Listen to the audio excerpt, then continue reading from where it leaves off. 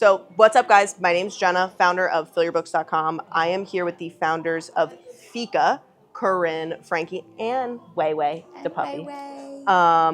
We are in Hatboro, Pennsylvania, and you guys have been our client. You just started your second year with us, which is pretty awesome.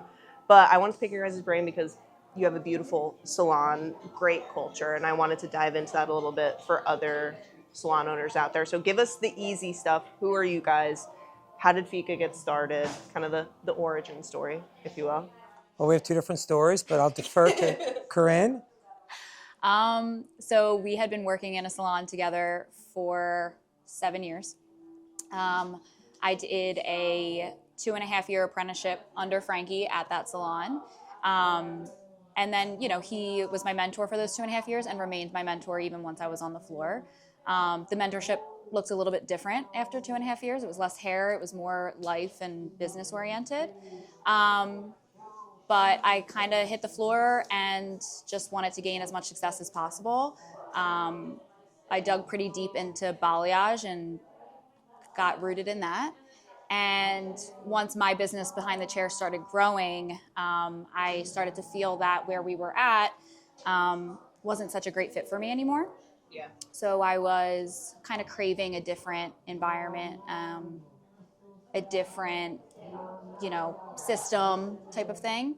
And Frankie has always been such an amazing business person, so I trusted his judgment. And so I asked him if he would open his own salon and that I would come work for him, not even thinking about ownership at the time, just that I was a successful stylist looking to be under ownership that looked a little bit different. Yeah. I heard through the grapevine you asked a couple times. Yeah.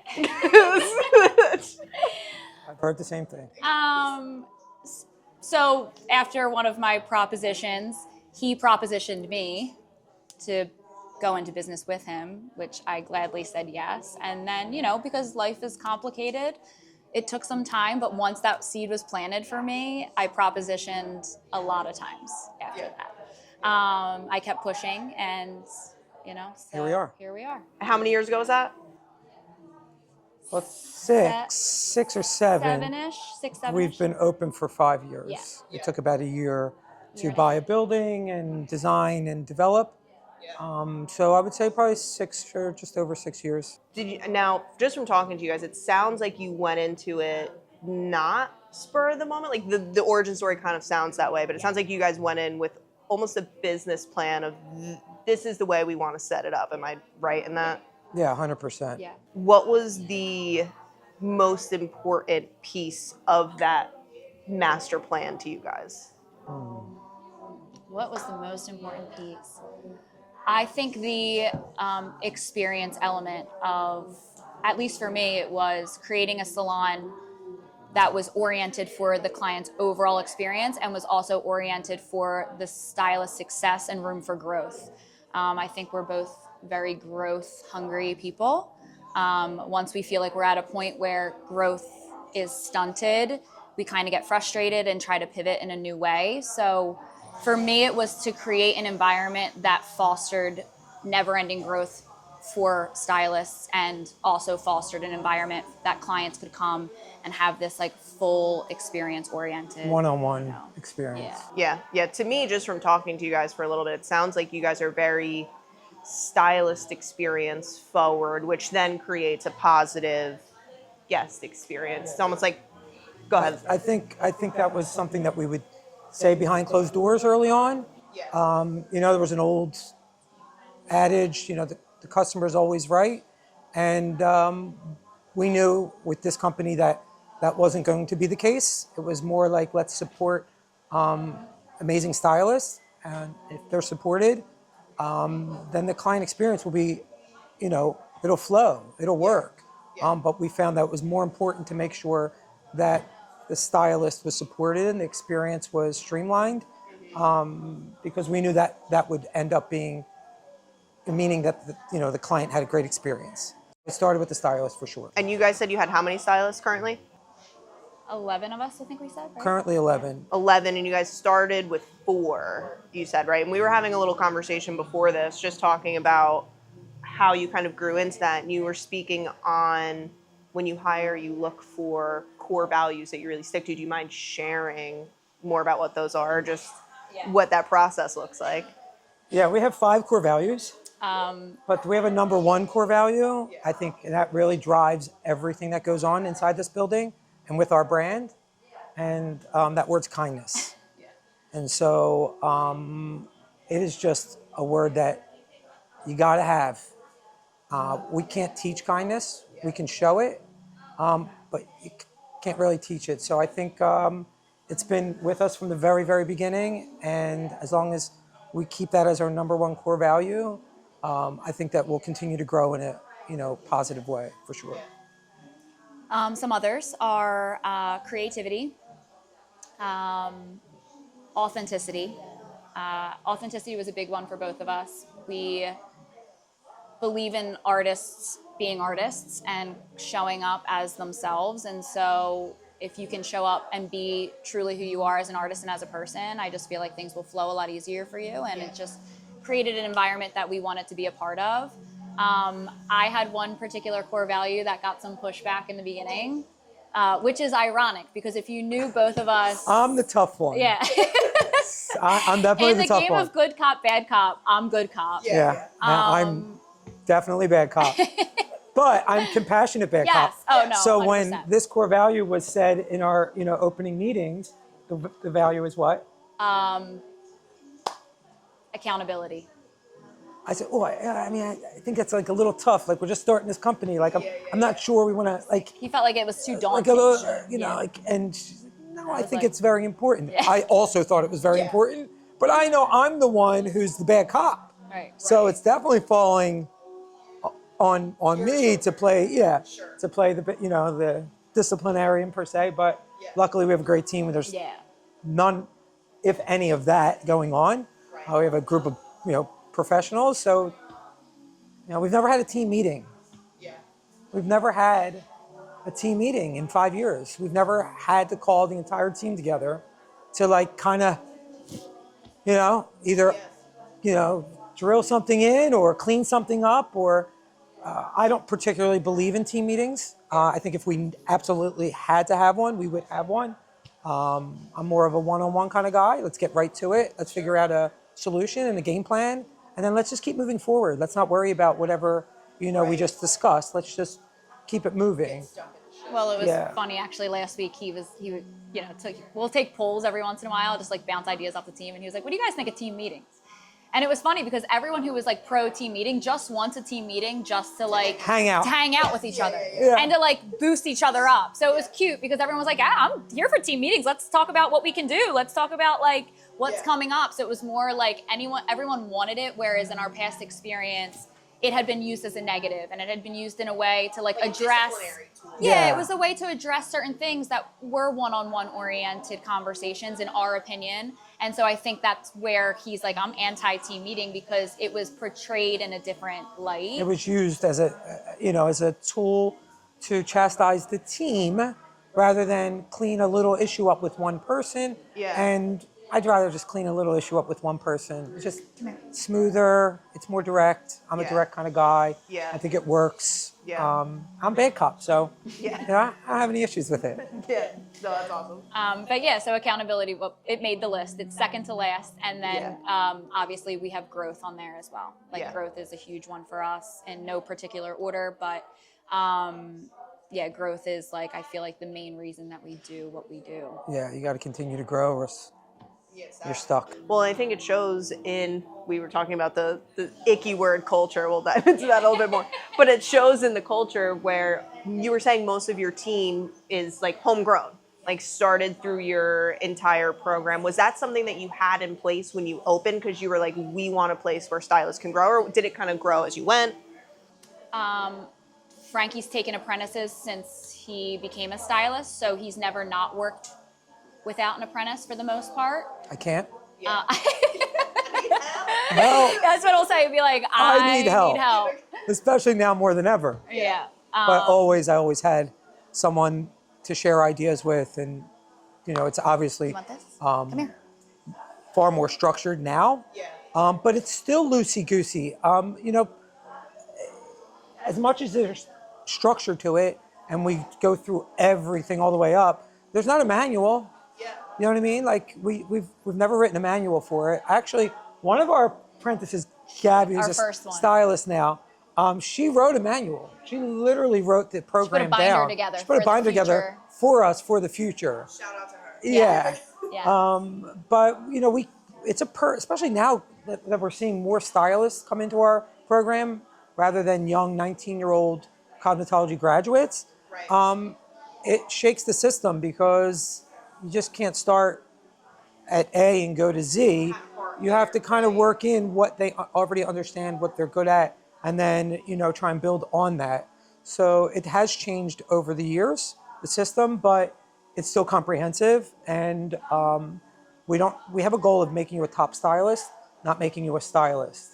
So I think it has to be comprehensive. Yeah. Where the girls are now when they get on the floor is probably where I was in my 5th year on the floor. Yeah. And we firmly believe that, and our system runs that way. The apprentice, when they hit the floor, will have the same prices as the rest of the staff. I love that. So there isn't a junior system here. That's why it's a 2.5 year system apprenticeship, because it takes time to, I think, have the confidence to produce what you know. Not just have the skill, but I think the confidence comes at the end of the apprenticeship, and I think that's super important because you'll be able to create what you know. Yeah, 100%. Corey, who's in the background here, actually talks about this all the time, but an expert becomes an expert because they can do the basics with your eyes closed. Like, it's not you can do all the crazy, it's things, I can do this back to back to back for what you guys are, what you're known for. And I think it's interesting that you bring that up, that you're having a lot of people who are actually already in the industry for a couple years behind the chair now coming in and starting from the bottom with your apprenticeship, and less of a question, more of just kind of a statement for anybody who's listening. The whole conversation of, I'm losing a commissioned stylist to a studio or whatever it is. It's like, there is actually so much, you have the space to create opportunity for a stylist, no matter how long they've been in the industry. It kind of like negates that whole issue of, oh, it's just that situation's better. It's like, not necessarily the case. Maybe you just need to be better at what you're doing, not in a mean way. Yeah, I think you have to be more attractive to stylists today than a studio is. Yeah. I mean, it's that simple. I mean, Yeah. the opportunity you're providing to a stylist of any level has to be a better opportunity than a studio. And the studio is for some stylists, for sure. And it's a great opportunity for a lot of stylists. I just think that as owners, you just have to create a better system and a better opportunity so that people choose to work, in a commission-based salon rather than, a studio. Well, I think our stylists know too, because we do work on the floor with them, so they see what owning a business entails. And when you own a studio, I think that's the part that's like, let's call it owning a business. You're owning a business. I think it might even be harder with just one chair and one room with one 100%. So our stylists aren't naive to the fact that they would be responsible for booking their clients, inventory, color. Like, they get to come in, that's what we're saying. Like, they get to come in every day in a stress-free environment and come in, have a cup of coffee, sit down, talk to each other a half an hour before their first client gets here, and then have a salon coordinator greet their client, walk them to their chair, offer them a refreshment of some sort, and then they get to show up and then do what they do and then cater to that person's needs for the entirety that they're here, and then finish that appointment up, and then so on and so forth. So, they're only required to come in and be an artist. They're not required to be a business person, unless, they want to seek opportunities with other things. But, they all look at being, most of them, I would assume, look at being a suite owner as a whole nother handful of responsibilities that they would have to take on, which seems less attractive to them than just being able to. You're truly letting them come in, do hair, and go home. Yeah. Which is what a lot of artists want to do, obviously, while keeping up the culture. Yeah. Well, But it's the culture, it's the money. The money has to be competitive. yeah, You know what I mean? We could easily squeeze more money out of our stylist.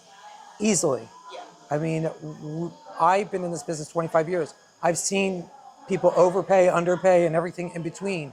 And I think the money has to be competitive. You know, I mean, I would, challenge someone to create a great environment, but, keep somebody in the pocket and not pay them, what they're either A, worth, or they can seek out otherwise and still be able to retain that person.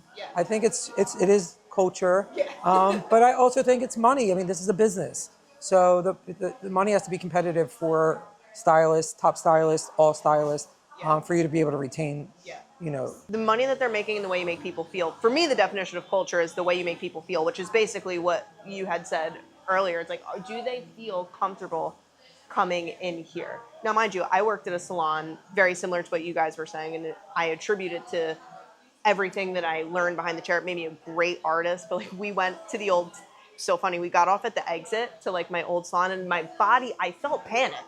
Like I was like stressed out. I'm like, shit, I gotta go like rinse a foil or something or whatever. But it's like you don't want them to associate that bodily feeling with coming in. So I think you guys have done a really great job at making people feel really great, and obviously giving them a great paycheck. But now to tie that in of doing hair and going home, you guys hired Fill Your Books to help aid in kind of new client flow. What prompted you guys to hire, or at least even be thinking about marketing in that way? They're great marketing. That was it. Fill Your Books, great marketing, suck this in. I'm great on camera. We were at that point. I talked with a lot of business owners. We were about 3.5 years in, and someone asked me what our customer acquisition cost was. Well, I know exactly what that was. Yeah, and I told them what it was, and they fell off their chair. And I'll share it. It was $0, 0 cents. We had never spent $1 on acquiring a client.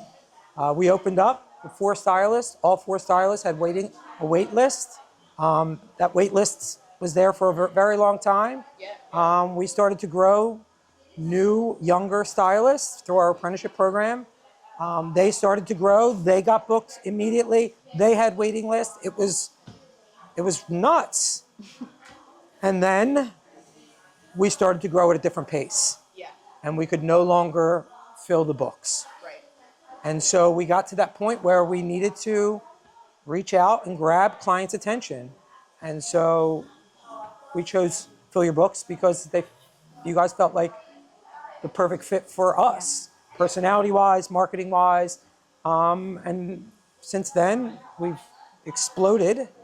And we went from never advertising before to saying now that we'll Never not. never not, which is double negative, but we will always advertise. No matter where we are, no matter what our budget is, we will always continue to advertise because of the results. Yeah. I watch a lot of people, because I work with a lot of salon owners, and it's great that you have that mindset, not just because it keeps me in business, but seriously, we've been doing this for so long that we were doing this over COVID. And there were people who cut marketing for budget purposes, which I get. People were shut down, what have you. But I watched people not cut out marketing, and they were closed for months on end, and they continued to do that. And those people who didn't stop stayed so busy once the doors reopened. And no matter what beliefs are, whatever, like in today's financial climate, I think that is going to be the thing that keeps salons afloat, truly, is who is visible and who is not, right? Because there's many people who will, that's the first thing they cut out. It's like, well, it's not, because it's not tangible. You can't touch it, you can't see it. You can if you're tracking correctly, which we try. Corrine, you're great with your tracking, but so many people, they can't see it, they can't feel it, so they're like, it's done, right? And then the stylists suffer, and because you guys are so stylist first, I think if you're a salon owner and you're listening to this and you want to be stylist first, the first thing you need to be investing in is marketing. Because in my eyes, commission salon, that's your job. You need to be bringing in the new clients. And then, I think, correct me if I'm wrong if you guys agree, but then I think it's okay to put the responsibility on the stylist for retention. Yeah. Yeah. We coach them on not just what to do behind the chair. I am a firm believer that what brings the style or brings a client back to you is obviously having hair that they love, but it's you and it's your personal touches. And I think that's what attracted me to you once Frankie found you and showed you to me. And I think what I loved about what you brought was it was all like it was bringing it back to those personal touches. Very personal. And that's what I believe in. And so you kind of just aligned with why I think clients sit in your chair in the first place. Yeah. Yes, they're looking to have hair that they absolutely love, but they're looking to like, most of these women are like moms. They work full-time jobs. They're exhausted. They're tired. And you get to provide a place of refuge for them and make them feel really good while you do it. And that's all personal touch to me. So we coach the girls on all of that. And as well as like, getting themselves out there and creating an online portfolio via Instagram of their work, because we know what clients do. They go, they click, they check everyone out. And it's working. Yeah. It's working. I don't know if you've noticed, I believe Facebook now is doing in groups. They're doing an AI recap. Have you seen these yet? I don't think so. Okay, so it's brand new. It's just been like out for the last couple of weeks. And in groups on Facebook, they will deliver a post, which is AI generated on the action within that group. Right. And it's almost like 5 highlights. Sure. Yeah. And recently in our local group, Hatboro Voices or Voices of Hatboro, the AI regroup said the top headlines for that month or that week. It's something very new. And within one of the headlines was, and great hair has been talked about a lot in this group. And 2 of the stylists, well, the only 2 stylists that were mentioned were both from Fika. That's awesome. And that's them going into private groups, introducing themselves, and just kind of getting their names out there. And that's part of coaching from you guys, coaching from us, could trickle down all the way through the team. And it works because you're seeing results. I mean, they're getting clients directly from these groups. So we're seeing results. That's awesome. I mean, and I think the part of the reason I keep tying it back to other salon owners I work with is because this is a big disconnect with commissions. I don't think commission salons are good. I'm so passionate about commission salons. I think it's a great place for stylists to be. And they have this pushback where it's like, I ask my stylist to do something, stylist doesn't want to do said thing, right? And it's this constant back and forth. And I think when you step up and you provide, you're like, hey, look at all these things I'm doing for you. And they see that, they want to then go step up and do those things. So I think it's number 1, making sure you're doing those things, but number 2, being transparent about it, which I think they see you guys doing it. You guys lead by example, which I think is something that a lot of people forget about. And it's simple, but yeah, there's a definite like look above you, like look how she got there. And then it's also look below you. There's tons of look below you in our system, where you really look out for the person below you. In the beginning, it's for your own promotion, so they can fill your void as you move up. But it stays with the team all the way through. I mean, everyone's constantly looking above and looking below. They're looking above for inspiration, obviously, and where they want to go, but they're looking below to pull the other person up. I think that happens a lot here. It happens naturally, but it's part of like the coaching from top down, and then from the bottom back up. It's part of the culture. it's part of the culture. It's how you make, no, I was literally thinking, because it's how you make people feel. Here's the thing, and like both of us are really big on how we make people feel. You know, Frankie and I both love coaching. Like we're both super passionate about coaching people. That's probably our number one passion in life.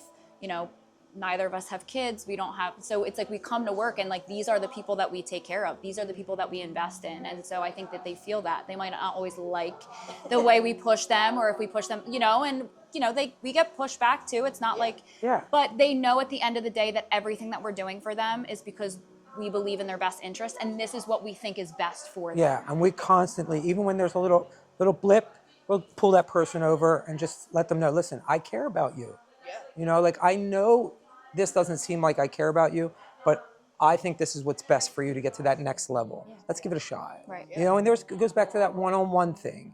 It's literally 25 seconds of a one-on-one. You know, 25 seconds. You know, it's the constant little fires that you put out, so that like we've never had a team meeting. And just being accessible to them, I think, is really important. Yeah. Like, even you were downstairs with me for 1 second, and Emmy had Yeah. a client, and even I can read their body language at this point. I just feel the body turn, and I see the look, and I'm like, I literally just go, do you need me? Like, I don't even wait for them. I'm like, you need me? And they're like, you know, and it's just, they know that they're supported all the time. We're always here, and I think that that means a lot to them. And that's, you know? and going back to fill your books, that means a lot to us. Yeah. You know what I mean? Because now we have support. Yes. You know what I mean? Because, you know, we only know what we know. You know, I know a little bit about this, and Corrine knows a little bit about that, and, you know, we know a little bit about a lot of things together. But when it gets to things that you don't know, like, you need coaching, and we needed help. And honestly, it's been a great experience for both of us. It's been amazing. Result-wise, and then also relationship-wise. I mean, you guys are here. Right. You know what I mean? Like, that's nuts. You know, we try to be as one-on-one. You know, it's hard to create guest experience when you're an online business, which is what we are. So this is our year. We're trying to make sure we get our rounds to all of our really great clients. But like I said, you guys have also been really great to work with, and it's nice to be able to see it all happening in real time. So it's been really, really cool. But I appreciate you guys chatting with me, because I have a feeling that three of us could keep going all day. So I have to cut us off. But I'll look at the camera now. If you're watching this, feel free to go to fillyourbooks.com. Shout out the Fika Instagram. What's the handle? Fika_hair. Awesome. Feel free to give them a follow. They do great with their social media as well. But thanks for hanging with me. Thanks, Thank you so Jenna. much for coming Thanks, in. guys. Thanks, guys.